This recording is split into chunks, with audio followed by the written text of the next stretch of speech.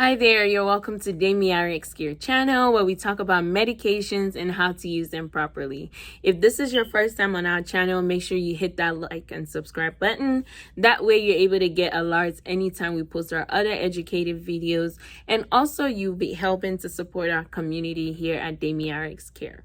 So what is our medication for today? Our medication for today is known as Pioglitazone as well as Actos. The brand name is Actos and the generic name is Pioglitazone. So this medication is used in patients with diabetes, and it comes usually in a 15, 30, as well as 45 milligram tablet. So usually patients would be on a 15 milligram or a 30 milligram once a day dose, and the maximum is usually the 45 milligram tablet a day.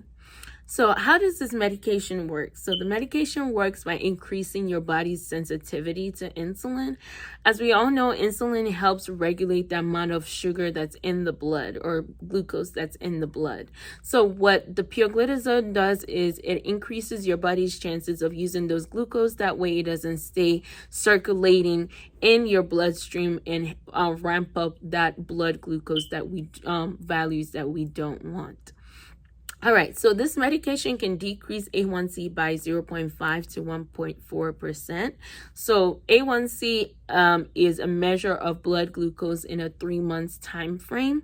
And this is used in patients with diabetes to kind of gauge where they're at in terms of progression of that high blood glucose.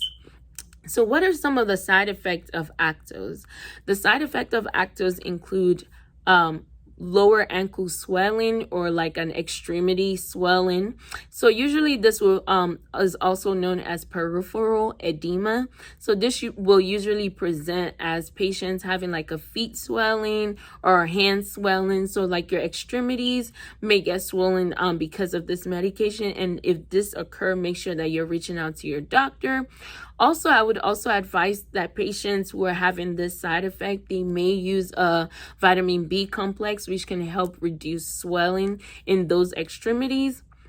Also, another common side effect is muscle or joint pain. So make sure that you're reporting this side effect to your doctor. If they're not favorable, that way your doctor can kind of switch you over to another medication that would not have the same side effect. Another common side effect is headache as well as upper respiratory infection.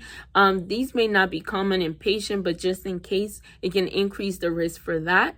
And also it can increase that weight gain risk. So usually we would not recommend in patients that have heart failure because these patients already have weight gain due to the buildup of fluids in their body.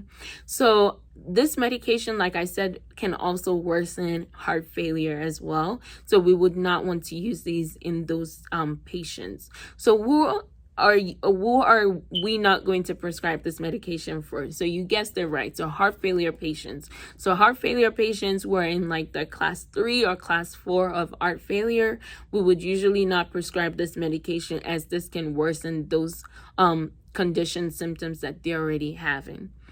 So another thing to take caution about is patients who already have bladder cancer risk. So this medication can increase risk for bladder tumors if taken for more than 12 months in patients that have a history of bladder cancer. So make sure that we're not using this medication in patients that have that risk or history. That way we're not increasing their chances of that cancer coming back up. All right, so how do we take this medication? So the medication can be taken with or without food.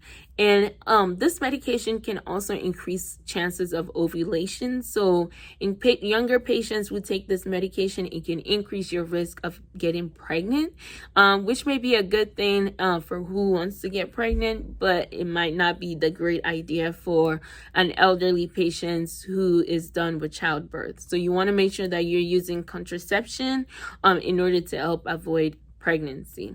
All right. Also, this medication is not recommended in pregnant patients. So if you're already pregnant, this is not a medication that you should be taking. But like I said, it increases the chances of ovulation in patients, which can increase the chances for pregnancy. All right, this medication, like I said, may also cause fluid retention, which can result to some weight gain that may be noticeable in patients. So make sure that you're letting your doctor know if you start feeling this side effect or symptoms. It doesn't happen to everyone, but just in case if it does, it's quite common. Make sure you're reporting to your doctor if the side effects get bothersome. That way they can change that medication to another therapy for you. Also, another great thing about this medication is that it can decrease cholesterol as well as triglycerides. So for patients who have high cholesterol levels, this medication can help in lowering those cholesterol values in this patient. All right, well, I hope this video was very informative and it was able to give you some insights on what to know about the medication. Make sure you hit that like and subscribe button. That way you can get more alerts whenever we post our other educating videos. Thank you and stay blessed.